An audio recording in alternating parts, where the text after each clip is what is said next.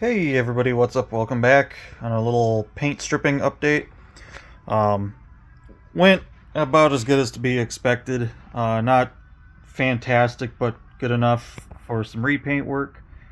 Especially on this, the one with the blue lines on it. You guys can see the belly has been stripped. Some of the pink is back, which is fine. I didn't really, wasn't too concerned about getting the pink back more than just thinning down the blue in certain areas. I couldn't really do anything about that very top line just because it's such a teeny little line.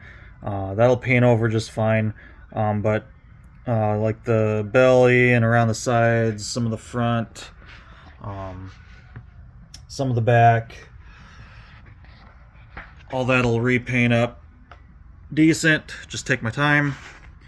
And then on the red one here, you guys can see I got the black off of the sides of the belly, and then the two spots on each side there.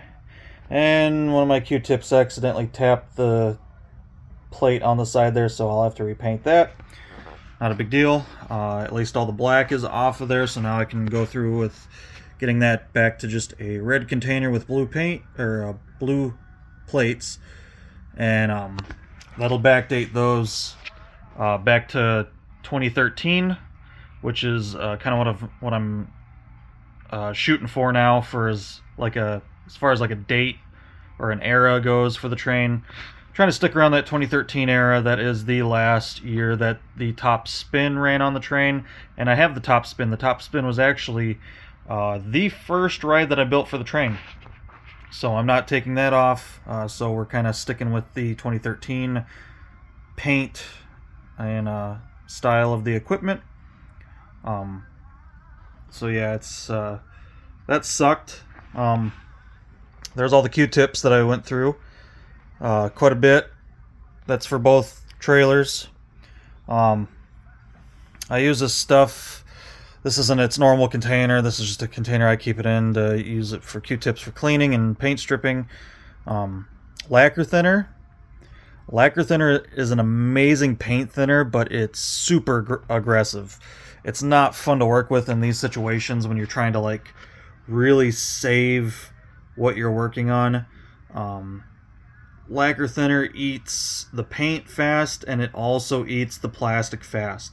It's super strong stuff. It eats plastic, and that's what these trailers are. They're plastic containers with some styrene for the bellies, so it's all plastic. Not a big deal as long as there's paint on the surface, but once I get below those painted surfaces and it starts touching the plastic, it immediately starts attacking the plastic. So this is actually fairly quick, a lot quicker than I wanted it to be, but that stuff works really quick. So I had to use a lot of Q-tips. Sometimes I only got like one pass with a couple, one quick swipe, and then had to switch to the other side. The paint that I use is Tamiya, or Tamiya, however you want to say it. I say it Tamiya. And it's really thick paint. It's meant for spraying, but I hand paint it, so it does go on fairly thick. And this stuff can be a mess to try to strip. And even with a fantastic super stripper like that, it still gums it up. It's just a chore to work with. So this took me a little over an hour, probably a little over an hour to do both trailers, get them to where they needed to be. And that was quick. That was me working very quick with the stuff. So so now we can carry on with the repaint of these. I am going to do the striped one first, just because that one's going to take a little bit more of my time. I have to really use one of my smaller brushes and make sure I'm taking time to cover up whatever blue is left with the pink. This right here is the pink that I will be using. This is the pink that I originally used on that. So it's just number 17 gloss pink. And then I will be using gloss black for the belly and the undercarriage. And then this one, I use this red for like all of my reds on the Carnival train. All my reds are done in number 7 gloss red. So that one will be a simpler task, just repainting. Now, on this one, I'm going to do a primer coat for the red. And I actually use Seaboard Airline Red. I have to shake it up a bit, but I use these old polyscale paints. Sadly, these are no longer in production, so before they stopped making them, I went and bought a ton of them in all different colors. So I have a lot of them for a long time.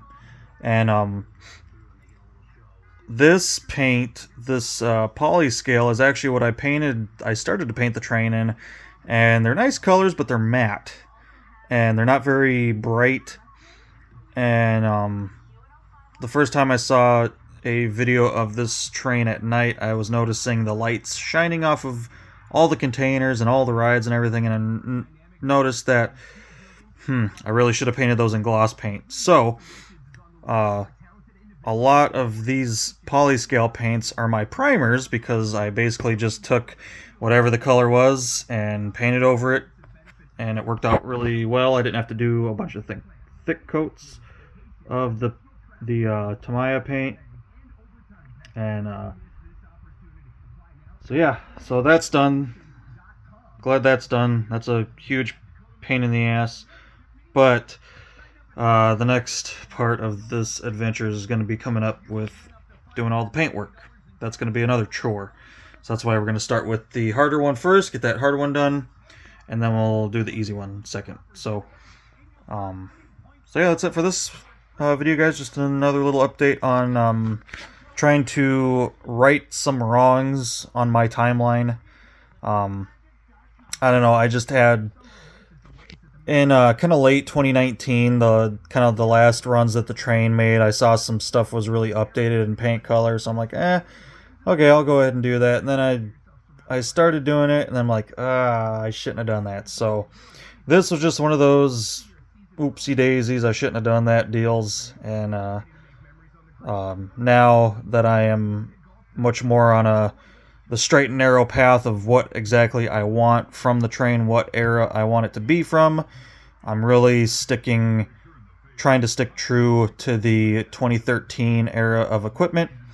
So we're going back and fixing up some of my non-mistake mistakes. At the time they weren't mistakes, but they became mistakes. So so yeah. So I'm gonna do all the paintwork to these, and then I'll bring you back and show you the finished product.